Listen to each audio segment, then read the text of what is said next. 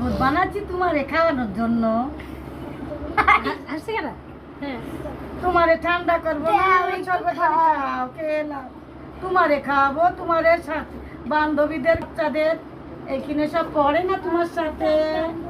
আল্লাহ এক কাপ শরবত বানাচ্ছি ঝুমের জন্মদিনের জন্য। শরবত বানাচ্ছি আমার নাতনির জন্য। ঝুমের জন্য। নাতনি আমি শরবত বানাচ্ছি আমার নাতনির জন্য। পানি দিব, চিনি দিব, রসনা দিব, সালাইন দিব, লেবু দিব সামান্য।